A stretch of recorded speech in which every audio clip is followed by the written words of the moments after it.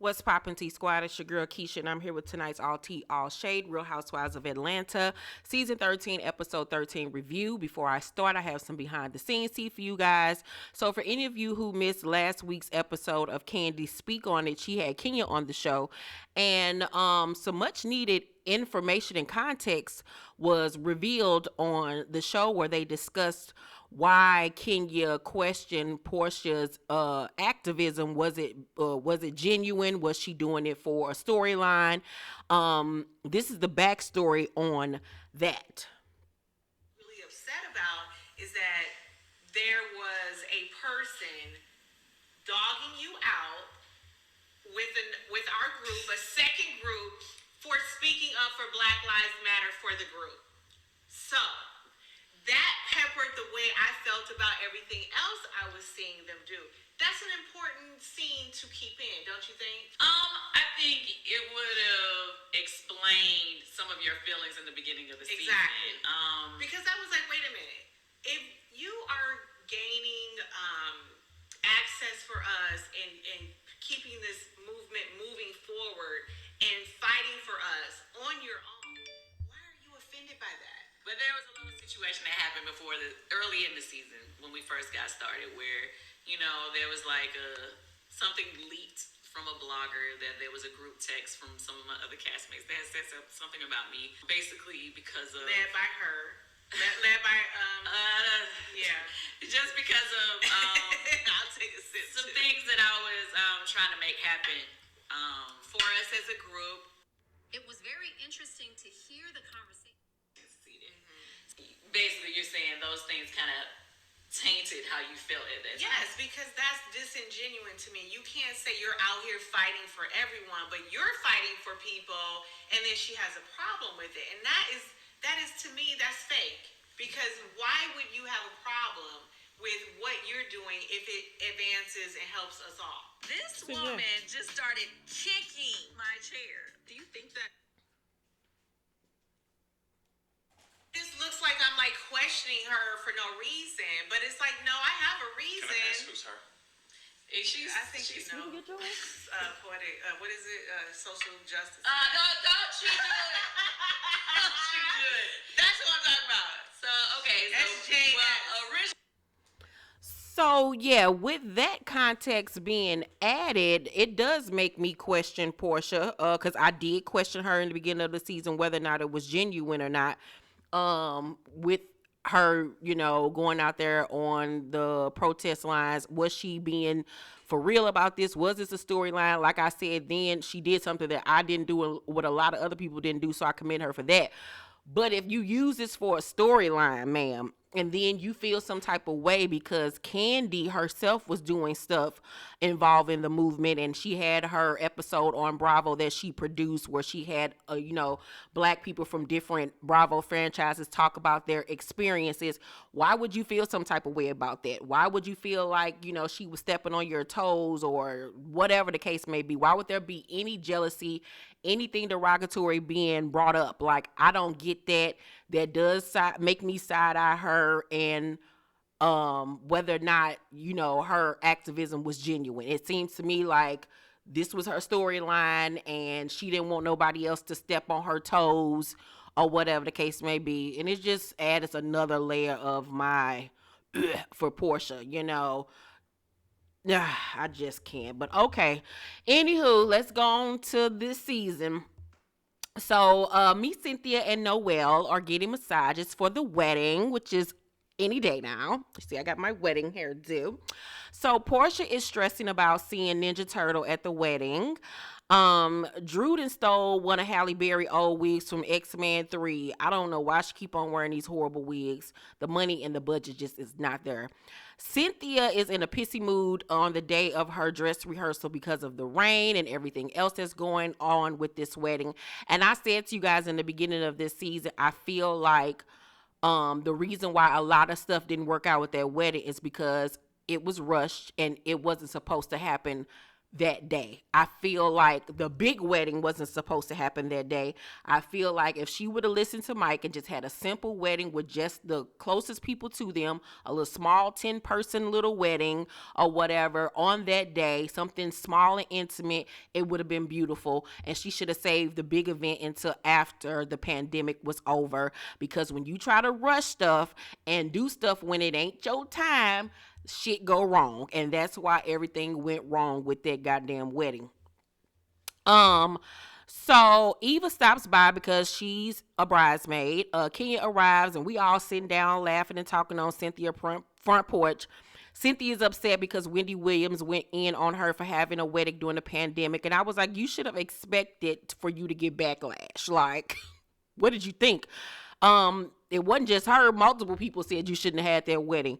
So Candy arrives and Mal joins us outside, and Kenya says she can't fit her dress, and Mal say she can't fit one of hers, and that she feels left out of everything. That's all of the events that's been leading up to the wedding. And the bachelorette party comes up and Eva asks, did anything happen? And Kenya was like, yes, something most definitely did happen. And Candy and Cynthia just giving each other the eye like, oh Lord, like, I wish she had stopped talking. And Kenya tells Eva that Tanya was kissing Portia and she don't know if Shamia did anything. And Candy was like, well, I know Shamia didn't do nothing. Eva calls out Candy and Cynthia for keeping quiet. And I, too, am just looking at them like, why are y'all protecting Portia? And I can see why they not trying to incriminate Tanya, I guess. But really, why are y'all trying to protect Portia, especially with us now knowing that the season began with Portia and Candy having a confrontation over this Black Lives Matter stuff? Portia don't give a fuck about you, girl. She accused you of fucking trying to date rape her. Like, and you sitting up here acting like mum's the word. Like, I don't know. Like, I'm really like side-eyeing the fuck out of Candy. I really don't understand this. She came for your ass again this fucking season and you steady up here trying to protect her. Why? She don't care about you. Like, but okay, girl, I'm just really not getting it. So, Candy asked Cynthia, did she see what happened on the coffee table? She was like, nah, I was gone by then. So Eva was like, what happened on the coffee table? And Candy was like, it might have been some lips close to some lips. Now, keep that in mind for later on in the episode. And this is my other thing with Candy. Like, you want to drop little crumbs here and there, but then you want to hold back and act like, I ain't got nothing to do with it. What stays in the dungeon needs to stay in the dungeon. Like, girl, okay, whatever. So, Kenya in her confession was like, if I'm the only one with enough balls to say what happened, I know Portia's going to try to discredit me. I already see the plays coming. And she's 100% right. So Kenya talks to Candy alone and thanks her for not letting her be like out on a limb by herself, for having her back.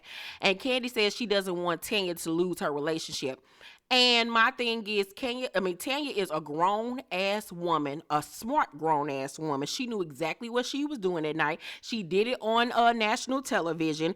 There ain't no protecting her. She knew what the fuck she was doing when she decided to fuck a stripper while being engaged. That's not just good old-fashioned girls' night fun. She fucked another man and another woman. That is cheating, ma'am. That is cheating. So if you decided to do some shit like that while on a work trip, and I think people need to stop saying they were at a bachelorette party, the cameras were down. The cameras are never down. That's why they have cameras in the fucking house, people. They just forgot to cover the cameras outside. But at the end of the day, you're on a work trip. This is work, ma'am. The cameras are always rolling. Audio is always intact around that house. Let's keep it a buck. So I don't feel sorry for nobody, because y'all know better. Especially people like Portia that's been on the damn show for damn near 10 years. Like, come the fuck on. So, Candy in her confessional says, I don't feel people should be shamed for what they do sexually. It's not about shaming anybody for what they did sexually. It's about the fact that Tanya cheated. Drew cheated. Portia is single, can do whatever the fuck she want to do. So I really don't understand why she ain't fessing up. I guess, because she not trying to out Bolo or whatever the case may be. And the reason why Bolo lied, because let's not forget, he was at work. He was at work and he fucked a client. Therefore puts him in the prostitution realm. Of course he don't want it going out around the industry that he fucked girls while at his job. So of course he's gonna lie. But we all know what happened in that damn room. And at the end of the day, Tanya cheated and Drew cheated. I think that's cheating if I first of all thought it was cheating when she was on all fours in front of a man after the bachelorette party festivities were over. This was going on at 2-3 o'clock in the morning. You was popping your pussy in another man's face at 3 o'clock in the morning. If my husband was all up in a stripper asshole at 3 o'clock in the morning, I'm gonna have a problem with that. That's not good girl fun. I'm sorry.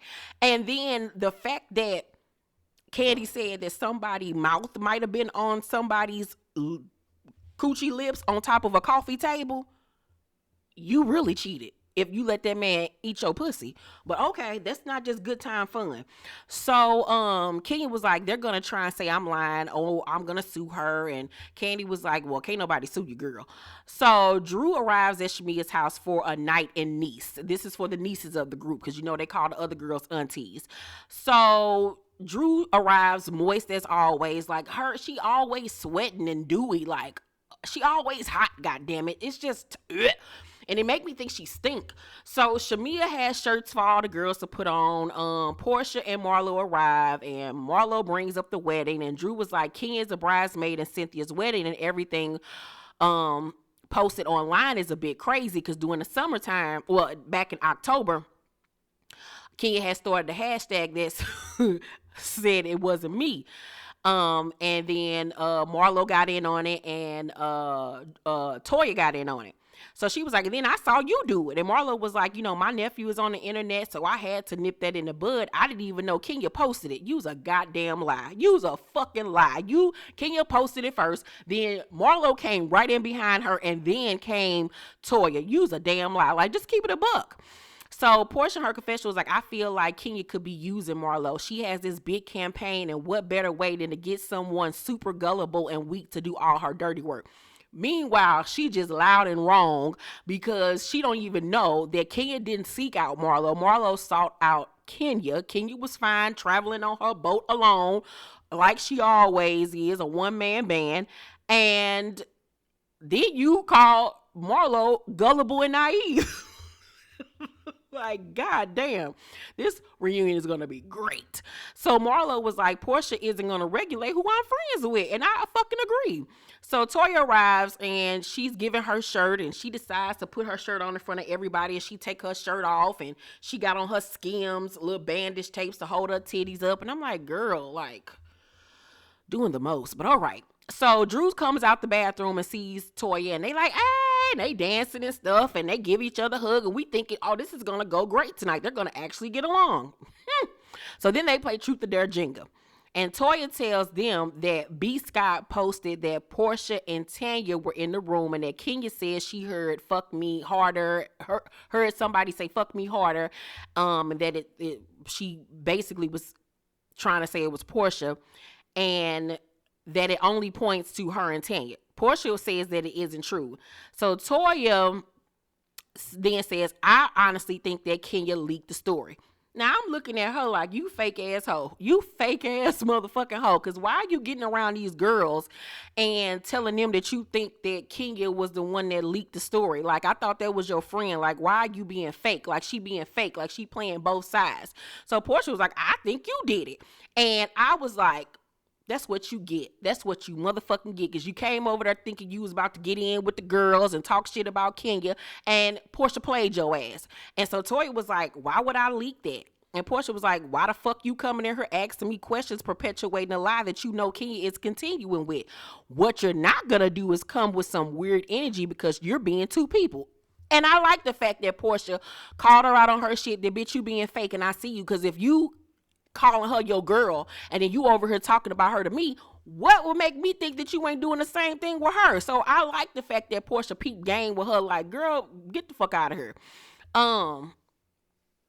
So Drew was like, you're jumping on Kenya's hashtag. Portia said she joined the campaign, and Toya was like, let's just change the damn subject, because now she feels stupid and seeing there ain't nobody, falling for her bullshit. And Drew was like, now you want to change the subject, but you brought the subject up. So Toya was like, I don't personally care. And Drew was like, you do, because at the dinner you said Drew was being inappropriate with the stripper. Toya then says, you said I don't honor marriage. And it's like, do you honor marriage bumping and grinding on Bolo? And I was like, well, the pot called the kettle black. Toya is right in this situation. You wanted to come at her about not caring about her marriage, but yet and still, as soon as you got the opportunity to put your pussy in another nigga face, you was all game. So, Drew, it must have hit a nerve, because Drew was like, that's why your husband trying to cancel your ass. And Toya was like, that's why your marriage is struggling. And then here come Drew talking about I have a perfect marriage, a perfect hairline, bitch, and 3 perfect children. Child, when she said a perfect hairline, Portia fake ass head gonna go like this. Portia's so goddamn fake. Portia's so motherfucking fake, goddamn it. That shit tickled the hell out of me.